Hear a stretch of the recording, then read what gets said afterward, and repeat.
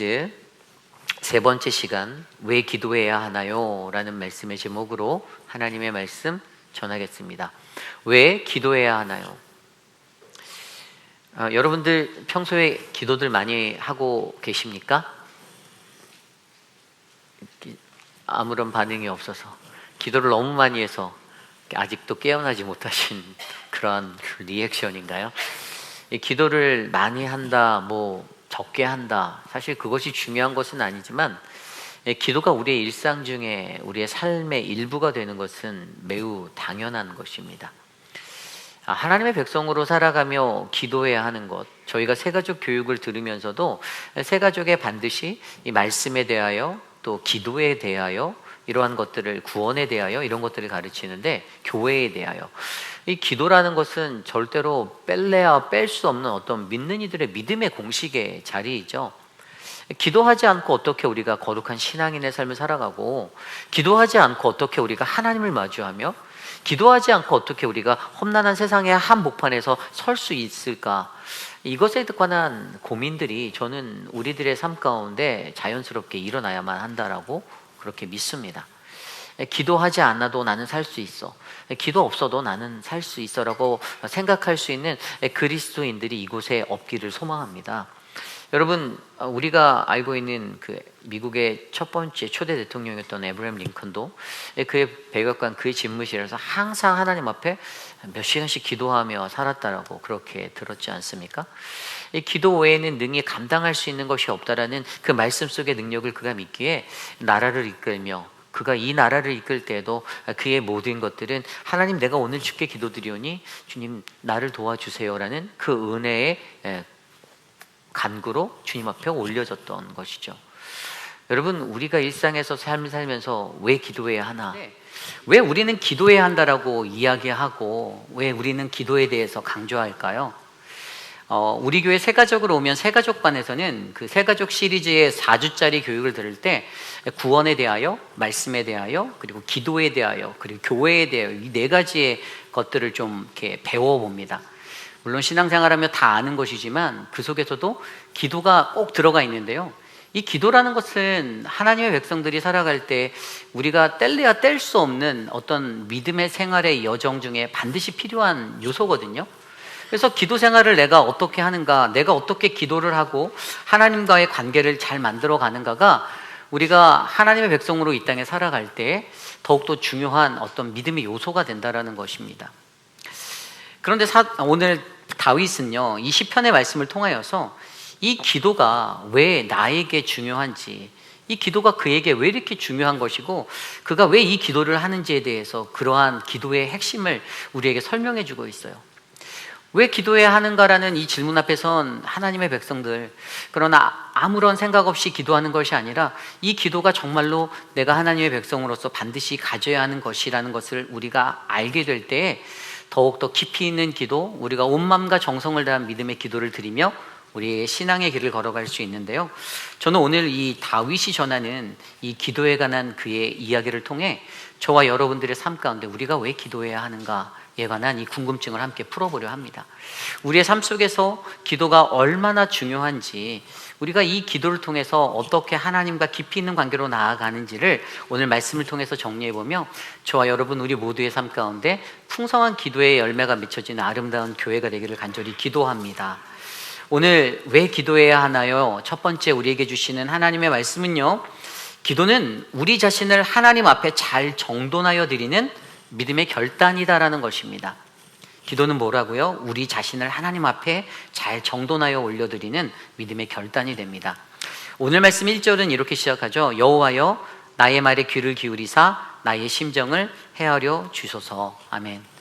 다윗의 심정에 관한 이야기가 나오는데요, 다윗의 마음, 나의 마음 좀 헤아려 주세요라고 기도하는 그의 기도 가운데 오늘 그가 어떠한 상황에 놓여 있는지를 상상해 보게 합니다.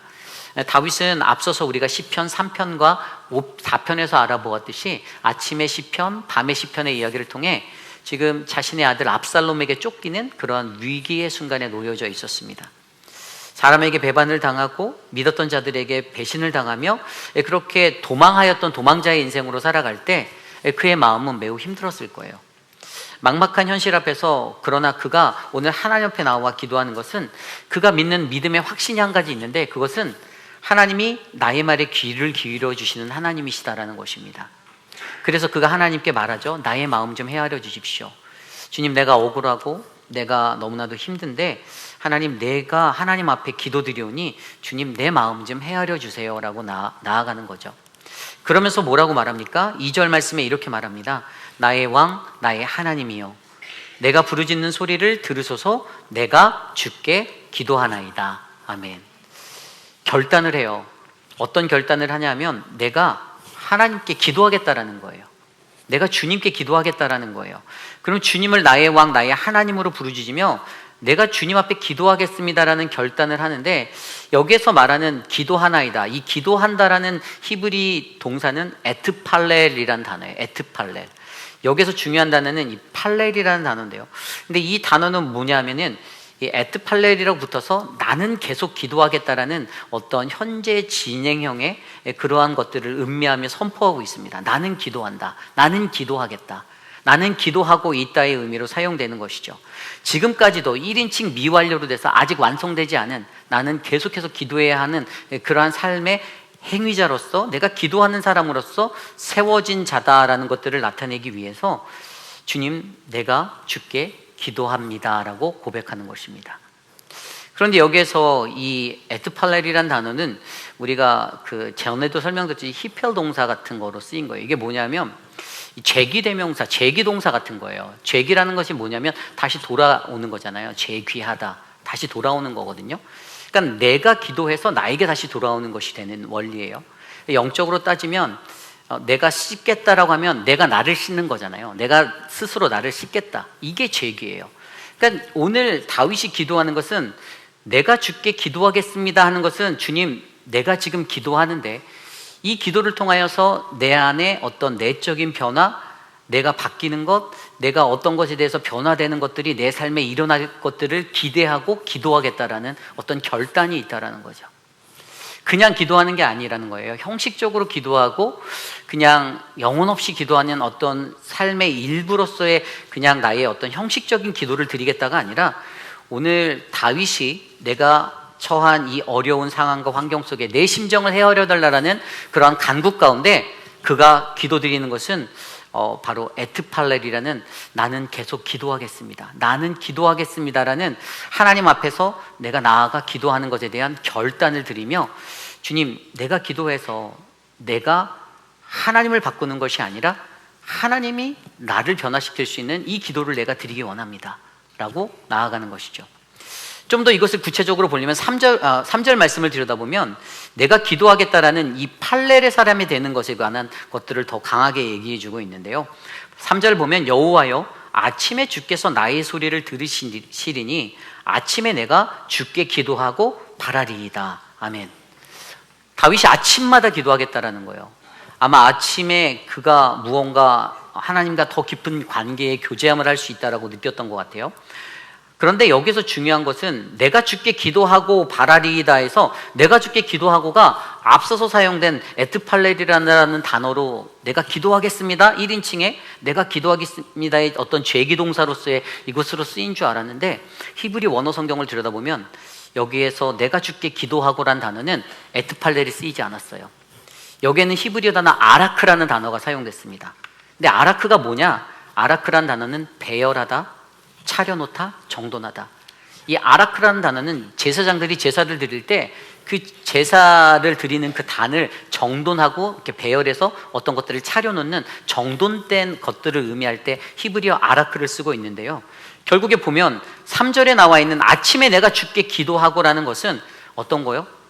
다윗이 하루를 시작하며 가장 먼저 자기의 삶을 하나님 앞에서 정돈해 놓아서 하나님 앞에 기도로 나아가겠다라는 결연한 의지를 보여주고 있다는 사실을 우리에게 말해주고 있습니다. 내가 좀 더 잘 준비해서, 주님께 잘 준비해서 어떻게 기도해야 하는가? 정말 잘 준비해서 나의 마음을 비우고 내 마음의 번잡함과 모든 것들을 떨쳐버리고 이 아침에 하나님 앞에 나를 잘 질서정연하게 정돈하여서 주님께 나아가 올려드리는 그 기도의 자리가 다윗이 오늘 이 말씀을 통해서 하나님 앞에 보여주고 있는 아침의 기도, 바로 그 기도의 자리였다는 사실을 우리는 이해할 수 있는 것이죠. 그렇습니다. 여러분, 다윗이 왜 이런 결단을 했을까요? 다윗의 기도가 가지고 있는 핵심을 우리가 살펴보면, 다윗이 가지고 있는 핵심은 이 아침에 하나님 앞에 나아가 나를 온전히 정돈하여 하나님 앞에 나를 잘 정돈하여 드려서 내가 오늘도 기도함으로 어떻게 해요? 하나님이 나의 부르짖음의 소리를 들어 응답하여 주실 것들을 내가 믿사오니 내가 오늘도 그렇게 기도하겠습니다라는 결연한 의지를 드리며 하루를 시작하는 겁니다.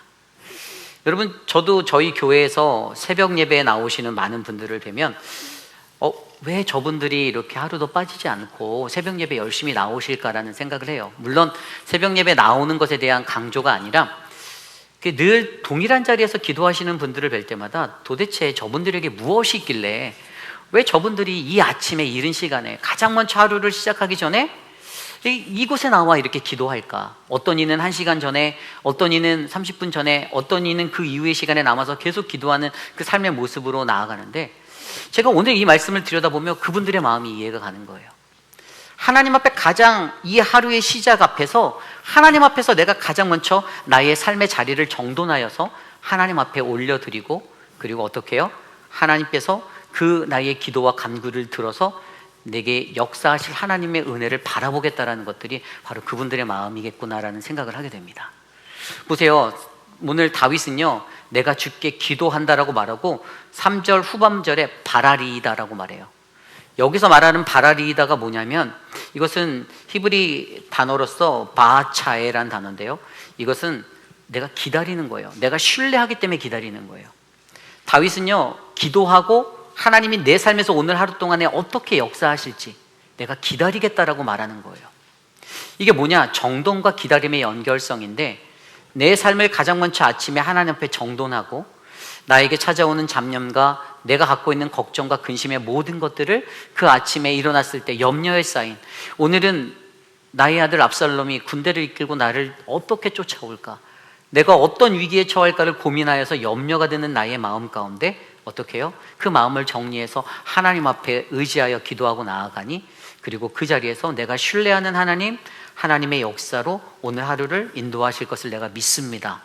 바로 이것이 오늘 다윗이 드리고 있는 바로 이 에트팔렐의 기도, 이 팔렐의 기도라고 말하는 거예요. 그렇습니다. 여러분, 저와 여러분 우리의 삶 속에서도요, 여러분, 우리가 하나님 앞에 기도하고 매일 아침마다 우리의 매일의 삶의 순간마다 내가 하나님께 가장 먼저 기도할 때 질서 정연하게 차려놓고 나의 모든 것들을 하나님 앞에 질서 있게 올려드리며 나아가는 기도, 그리고 그 후에 하나님의 뜻이 오늘 내 삶에 어떻게 이루어질지를 기다리며 하나님과 동행하는 이 아름다운 기도가 많이 채워지시기를 간절히 축복합니다. 그것이 어떻게 해요? 하나님 앞에서 잘 정돈하여 드리는 이 믿음의 결단을 요구한다라는 것이에요. 하나님, 내가 하루를 시작하며 가장 먼저 이 나에게 잘 정돈된 것들로 하나님 앞에 나가며 기도하겠습니다. 주님이 은혜를 나에게 베풀어 주시고 하나님, 내 삶에 이 믿음의 결단을 통해 기다림으로 하나님의 일하심을 내가 목격하게 하여 주시옵소서라는 아름다운 기도가 이곳에 계신 우리 모두에게 넘쳐나기를 간절히 축복합니다. 이것이 바로 왜 기도해야 하나요? 오늘 우리에게 주시는 첫 번째 말씀, 기도는 우리 자신을 하나님 앞에 잘 정돈하여 드리는 믿음의 결단입니다. 오늘 마지막으로 두 번째, 왜 기도해야 하나요? 두 번째로 우리에게 주시는 말씀은요, 기도는 우리의 믿음을 살펴 오늘을 바르게 살게 한다라는 것입니다. 기도는 우리의 믿음을 살펴 오늘을 바르게 살게 합니다. 오늘 말씀을 들여다보면 이 다윗은요, 이 기도라는 것을 통해서 자신이 오늘 하루를 어떻게 살지 모르는 갈 길 모를 그 길 앞에서 믿음으로 오늘 하루를 주님께 위탁하며 하나님을 의지하여 걸어가는 인생의 길임을 보여주고 있습니다. 오늘 말씀 4절부터 이루어지는 말씀은요, 4절부터 6절까지는 가장 먼저 이 다윗이 악을 경계하는 믿음의 선포를 드리고 있어요. 보세요, 4절부터 주는 죄악을 기뻐하는 신이 아니시니 악이 주와 함께 머물지 못하며 오만한 자들이 주의 목전에 서지 못하리이다. 주는 모든 행악자를 미워하시며 거짓말하는 자들을 멸망시키리고 여호와께서 피 흘리기를 즐기는 자와 속이는 자를 싫어하시나이다. 아멘. 이 4절부터 6절에 나온 구절이 뭐죠? 이거 하나님의 성품입니다. 그죠? 하나님의 성품을 설명하고 있는 거예요. 하나님의 성품이 어떤 거라고요? 악을 미워한다. 그죠? 악을 싫어한다. 그러니 이 악에 대한 경계를 울리면서 다윗은요, 하루를 시작하며 이 악을 조심해야 하는데, 이 악을 하나님이 가장 싫어하시는 것인데 하나님의 성품을 생각하는 거예요. 물론 앞서서도 우리가 하나님의 성품에 대해서 다윗이 고백할 때 주님은 나의 말에 귀 기울이시는 하나님, 그리고 뒤에 있는 말씀에서도 보면 어떻게 해요? 하나님은 그 인자하신 하나님, 그래서 그러한 하나님의 성품을 말하며 그는 오늘 내가 하루를 사는 동안에도 내가 악에 빠지지 않도록 나를 도와달라고 그렇게 선포하고 있습니다. 다윗이 확신하고 있는 것은 하나님은 악과 함께 공존할 수 없는 하나님이시다. 그러니 내가 하나님의 이 성품으로 하나님의 것을 선포하고 가장 먼저 기도할 때 하나님의 성품을 떠올리며 기도를 시작하는 그 기도의 모습을 통해서 그가 하나님 앞에 기도하는 것들을 나타내고 있습니다. 그런데 거기에서 멈추지 않습니다. 하나님의 성품으로 이 하나님의 성품에 관한 선포를 가장 먼저 해서 하나님, 주님은 나에게 이러한 분이십니다라고 고백한 그가 어떻게 하죠? 그 뒤에 나와 있는 7절 말씀 보면 오직 나는 주의 풍성한 사람을 힘입어 주의 집에 들어가 주를 경외함으로 성전을 향하여 예배하리이다. 아멘. 하나님이 더 크다라는 거예요. 하나님의 사랑이, 그분의 은혜가 더 크다라는 거예요. 나는 주의 풍성한 사람을 힘입어서 주의 집에 들어간다라고 말합니다. 내가 오늘 하루를 살 수 있는 것은 내 힘과 내 능력이 아니라는 거예요. 내가 가지고 있는 그것이 어떻게 해요? 크지 않다라는 것을 아니까 하나님의 은혜가 내 죄보다 더 커 보이고 하나님의 신실하심이 나의 연약함보다 더 커 보이고 하나님의 언약이, 그 약속이 나의 실패했던 자리보다 더 큰 것을 그가 아니까 그가 두렵고 떨리는 그 이 하루의 시작을 마주할 때에도 내가 믿는 하나님, 내가 바라보는 하나님, 나와 함께 하시는 그 하나님이, 그분이 나의 왕 되시는 하나님이 더 크심을 알기 때문에 어떻게 해요? 나는 오직 주님의 풍성한 사람을 힘입어서 내가 주님 앞에 나아갑니다라고 예배하는 것이죠. 그의 기도에는요, 자기를 의지하는 것이 아니라 하나님이 베푸신 풍성한 이 헤세드의 사랑이 담겨져 있는 거예요. 오늘 말씀에 보면 주의 풍성한 사람을 힘입어, 여기에 나오는 사랑은 우리가 잘 알고 있는 헤세드예요. 언약의 백성에게 주는 사랑이죠. 근데 그것이 어떻게 해요? 풍성하다라고 말합니다. 많다라는 단어로 브로브라는 단어를 썼어요. 근데 이 단어가 많다라는 것은 하나님이 너무나도 우리를 사랑하시는 게 차고 넘친다라는 의미잖아요. 그런데 그 언약의 사랑은 우리가 어떻게 이해합니까? 언약의 사랑은 하나님과의 깊은 관계의 것으로 우리가 해석해야 되는 거예요. 하나님과 관계가 깊어지고 깊어질수록 어떻게 해요? 감정이 아닌 관계의 깊어짐 가운데 신실하게 드러날 수 있는 사랑이 바로 이 헤세드의 사랑이죠. 다윗은 자신의 삶에서 이 헤세드의 사랑을 느꼈습니다. 나를 사랑하시는 하나님을 그가 느꼈더니 도망 다니는 그 삶의 자리에서도, 이 도망치는 환경 속에서도 하나님은 끝까지 나를 사랑해 주실 거야, 지켜주실 거야. 그러한 사랑의 관계를 그가 믿기에 어떻게 해요? 그는 하나님 앞에 기도할 때 내가 오늘 이렇게 도망 다니고 있지만, 내가 오늘 이렇게 쫓기고 있지만, 그러나 나는 주님의 풍성한 사람을 힘입어 주님께 나아갑니다라고 기도하는 것이죠. 여러분, 우리가 왜 기도할 수 있습니까? 우리가 기도할 수 있는 이유도 바로 하나님의 풍성한 사랑에 힘입어 기도할 수 있습니다. 여러분들이 기도하시는 그 이유도 우리들의 의와 우리들의 공의와 우리들의 노력이 아닌 하나님의 그 신실하심과 하나님의 인자하심으로 말미암아 우리가 기도할 수 있다는 사실을 믿으시기 바랍니다. 그랬더니 그의 기도가 그 다음에 어떻게 전이되는지 아세요? 오늘 말씀의 9절과 10절을 보면 그들의 입에 신실함이 없고 그들의 심중이 심히 악하고 그들의 목구멍은 열린 무덤 같고 그들의 혀로는 아첨하나인, 하나님이여 그들을 정죄하사 자기 꾀에 빠지게 하시고 그 많은 허물로 말미암아 그들을 쫓아내소서. 그들이 주를 배역함이니이다.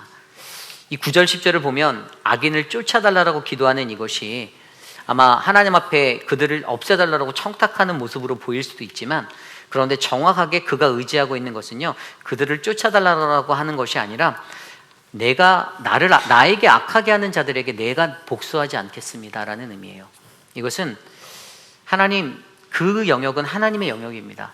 하나님께서 악을 쫓아내 주시고 하나님의 악을 심판해 주시고, 하나님, 저는 내 힘으로 복수하고 내 힘으로 하겠다고 하였던 그것들을 내가 멀리 떨어뜨리고 끊어내겠습니다라고 간구하고 있는 자리가 바로 이 다윗의 기도입니다. 그러면서 그가 무엇을 선포합니까? 마지막으로 11절 12절에 그가 주님을 신뢰함을 선포합니다. 주께서 피하는 모든 사람은 다 기뻐하며 주의 보호로 말미암아 영원히 기뻐 외치고 주의 이름을 사랑하는 자들은 주를 즐거워하리이다.